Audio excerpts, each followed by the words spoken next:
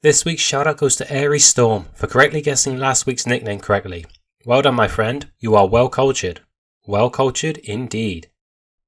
Zangoose was introduced alongside its nemesis/rival Seviper in Generation 3. This gave me the idea of racing these two against each other in their exclusive games, Ruby and Sapphire respectively. In terms of stats, Zangoose is well built with great speed and attack, making it something of a glass cannon. He's also got a fantastic move list, even learning Sword Stance at level 10. I honestly don't think any other Pokemon gets this move that early. I'm sure that this challenge is possible, so it's most likely going to come down to seeing how low of a level we can beat the game at. You already know the rules. I can only use Zangoose in battle. I'll have other Pokemon on the team for HM use only, and I can only use held items in battle. Remember to like, subscribe, and click the bronze zone if you want to see more challenges like these. So starting the game, I replaced Trico with Zangoose so that May would have a Torchic.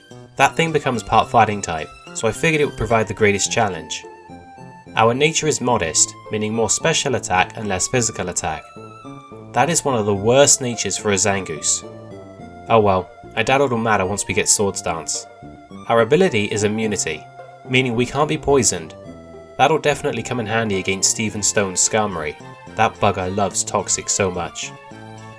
We're only at level 13 when we get to Roxanne. Turns out Zangoose levels slowly. Dealing decent damage wasn't an issue thanks to Sword Stance, but her Geodude can actually hit us pretty hard since we're so fragile.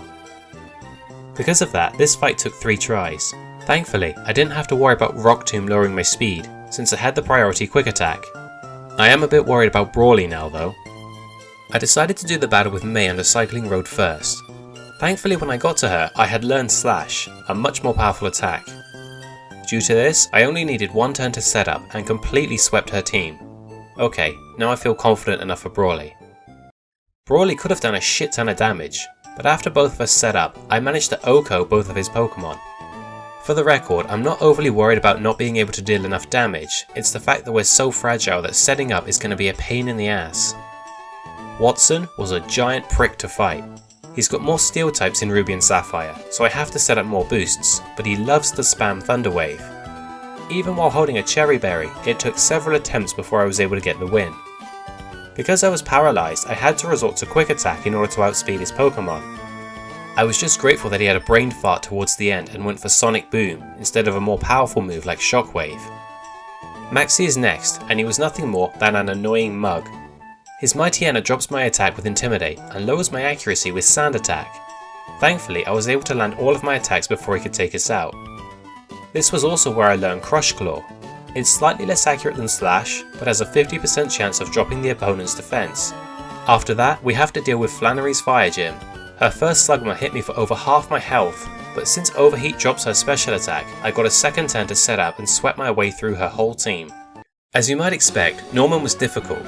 He actually has 2 slackings in this game compared to Emerald, and this thing has stats on par with the legendary Weather Trio. He also likes to keep you guessing on his first turn, because sometimes he goes for Yawn. Eventually I managed to get an attempt where he hit me with Yawn on the first try, and with the help of my Chesto Berry, I was able to get all 3 of my boosts in.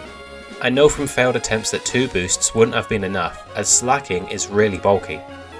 We've now got the last mandatory battle with May, but this one was a real breeze. 1 Sword Stance, followed by 1 Crush Claw for each of her Pokemon. It's not often that this battle is tough in all honesty.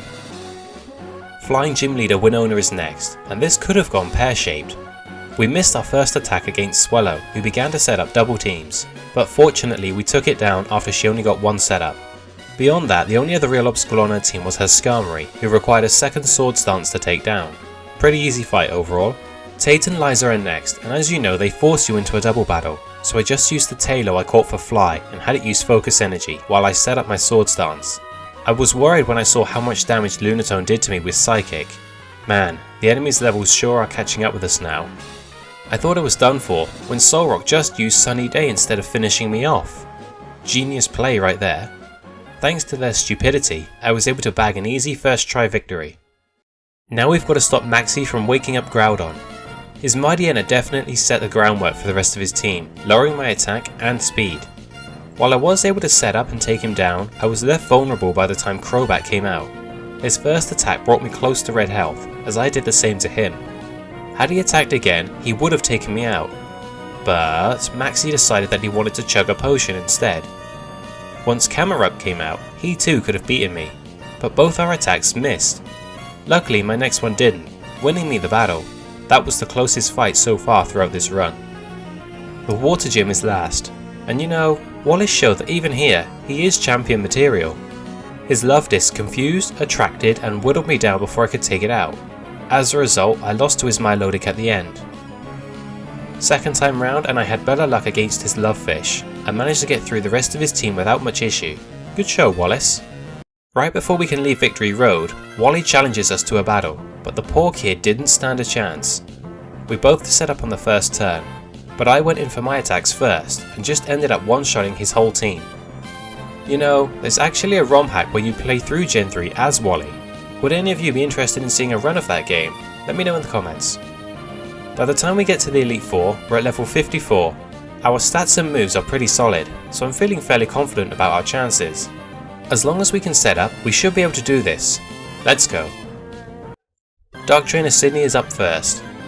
I lost my first attempt due to all his status moves. Second time round and I managed to take out his whole team in a single hit. The only damage we took was from his Sharpedo's Rough Skin ability. Ghost Trainer Phoebe is second. I thought this would be easy, since in Emerald she always opens with Protect, which would have given us the perfect opportunity to set up, but nope. She decided that Confuse Ray and Curse were better options. And yeah, they were, as we couldn't last long with all that curse damage. Second try and I managed to one-shot the first Dusclops with a crit, giving me a chance to set up on a second Pokemon who just wasted time with Spite. From there, I was able to take out her whole team without any major trouble. Ice Trainer Glacier is third. I set up my Sword stance as I gladly set up Hail, and I decided against setting up another boost. I got through her whole team in one hit until War Rain, which brought me down to 6 HP on the turn that the hail stopped. Needless to say, I would have died otherwise. Thankfully, her Citrus Berry kicked in and brought it out of full restore range, so I easily finished it off. Dragon Trainer Drake is fourth. Unlike in Emerald, his Shelgon just decided to attack us with Rock Tomb right off the bat. Because of this, his whole team outsped us and I couldn't win. Eventually I got a run where Shelgon used Dragon Claw instead, and I was able to set up against Altaria, who thankfully was now the only member on his team that was faster than us. After that, I managed to take out the rest of his team without incident. I was surprised that we managed to outspeed Salamence though. I thought that thing would have been faster than us for sure. Finally we're on to Pokemon Champion Steven Stone. His Skarmory usually opens with Toxic, but since we can't be poisoned, he wasted his first turn with Spikes. He then missed his first Steel Wing, allowing me to get all 3 boosts in. My heart sank though when I saw that my attacks still couldn't OHKO him. Thankfully, I managed to one-shot the rest of his team all the way to Metagross. I thought this thing would almost certainly survive one hit, but we ended up getting a critical hit for a first try win against the champion.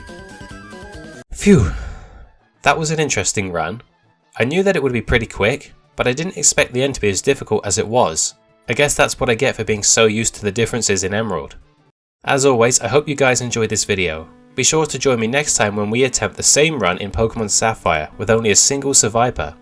We will compare the finishing times in that video. Who do you guys think will win the race?